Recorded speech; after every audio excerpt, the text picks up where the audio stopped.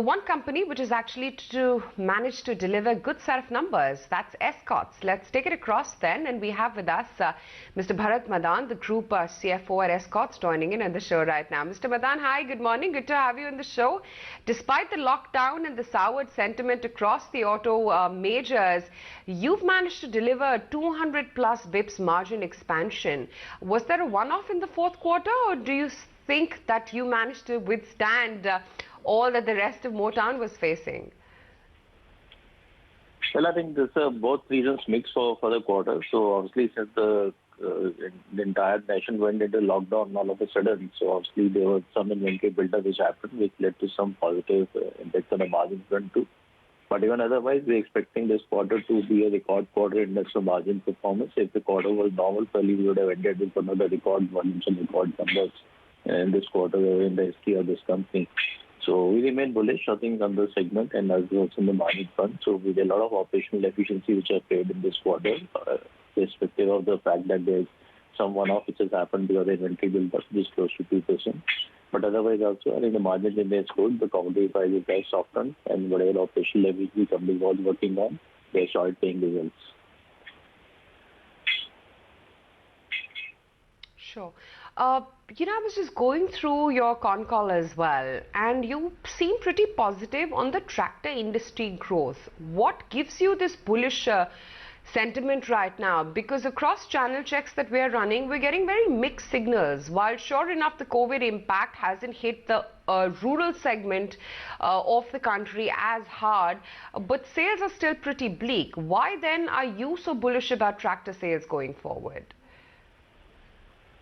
Well, I think there are two, three reasons. One, obviously, like you said, since the rural market is not much impacted, and this time we've seen a record harvest of the crop. And as you know, we are very strong actually player in the northern and central India belt, where the wheat is the key crop. So there's a very good demand which we're looking at in the market, especially the certain pockets like Haryana, Rajasthan, where the crop has been record level harvesting, and there's good money available in the hands of the farmers. The government is doing a lot from its side in doing the extensive procurement from various agencies. So it is, I think, we expect next 2-3 months will actually have very good money availability in the hands of the farmer. So question is now how quickly we can open up. So we have good inventory levels with the channel partner and also with the company. And we think this entire period when this pent-up demand is coming back to the market now, we should be able to serve that demand and actually get into the retail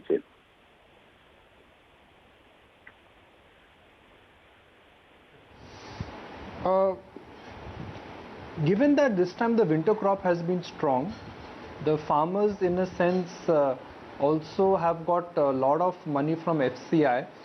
Wedding season this time has not been great, which means that the grain sector, the savings are also going to be very large. Do you see that with each passing quarter, tractor demand will only go higher and higher? Because to be very frank, Mr. Madan, agri is the only space where the real economic lockdown disruption has not happened. Yeah, that's right, Nikunj. So I think that's what we are also expecting. So one, obviously, is the pent-up demand. We actually lost 70,000-80,000 tractors as an industry during this lockdown period of 40-odd days. And now going forward, when we are in the peak of the season, when the next sowing season has to start. So this is the time when the maximum demand is there normally for the tractors. Farmers need tractors to do the mechanization. And actually, this whole issue of the labor migration is actually helping this sector because since the labor is not there in the villages, they need the equipment to do the harvesting and do the sowing. So which actually will add to the positive demand scenario over here. And we expect from June to October period especially, we see the industry should actually see a growth number coming in at this period. And maybe after that, I think a lot will depend on how the monsoon pans out for the distribution. But we are pretty bullish, I think, on the whole of year.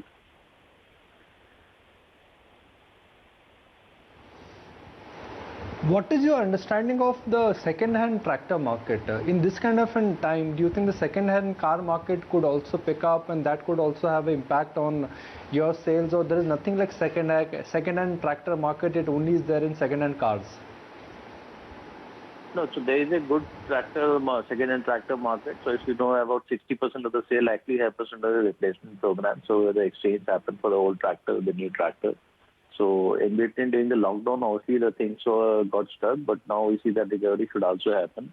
But second-hand tractor also sees a good demand when you are a construction and infra space opening up. This where the tractors also get used up for the haulage activity. So I think as you see the government pushing the program and opening the infra space and going with the various projects which have been announced now, so that should see some pickup happening in the second-hand tractor demand too.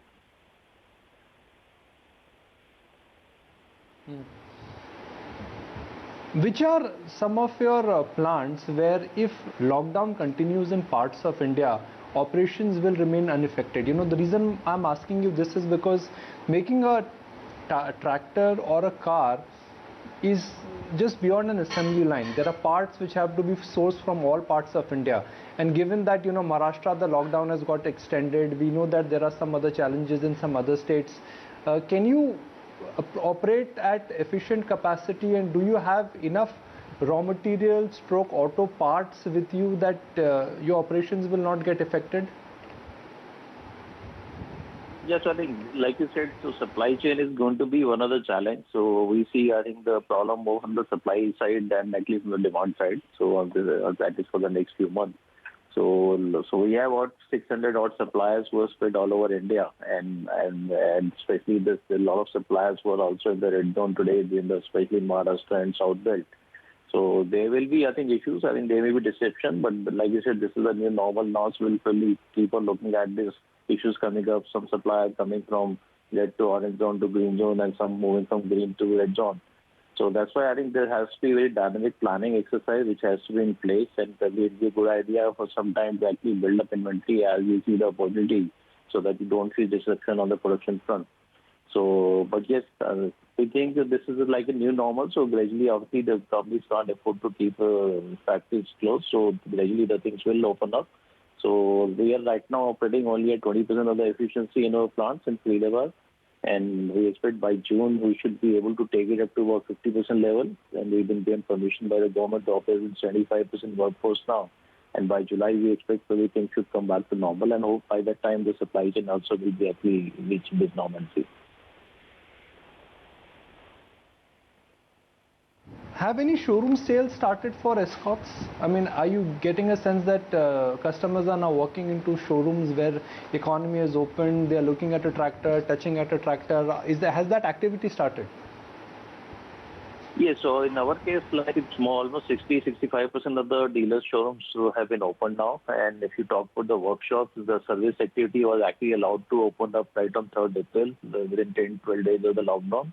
So about 90% of the dealers' workshops for servicing tractors are also open. But unlike in the auto space, it's not the space where tractors, the customer actually walks to the showroom and looks at the tractor and buys it. So in this case, it's more like a BTL activity where actually the dealer sales people have to go around to the villages and talk to the customer and convince them and sell the tractor.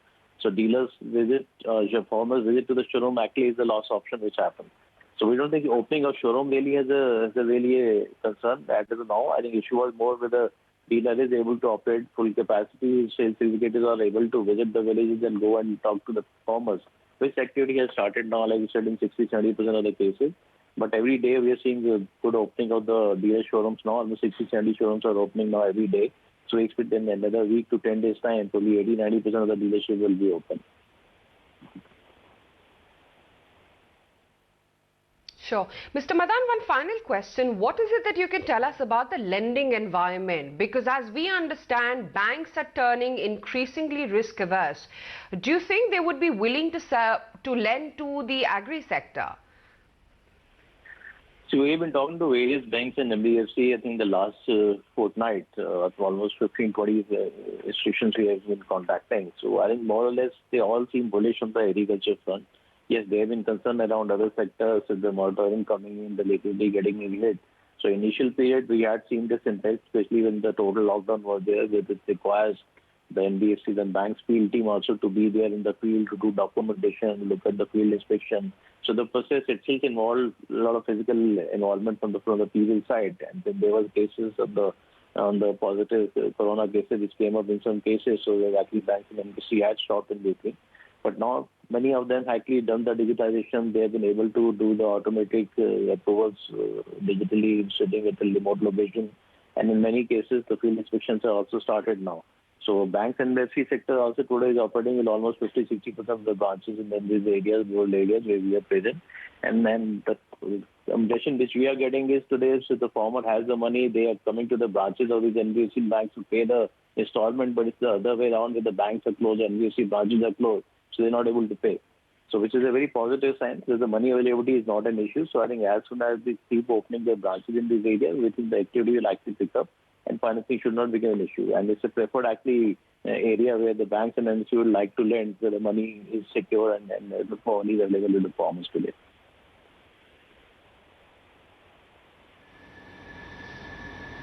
All right, thanks so much for joining us this morning, Mr. Madan.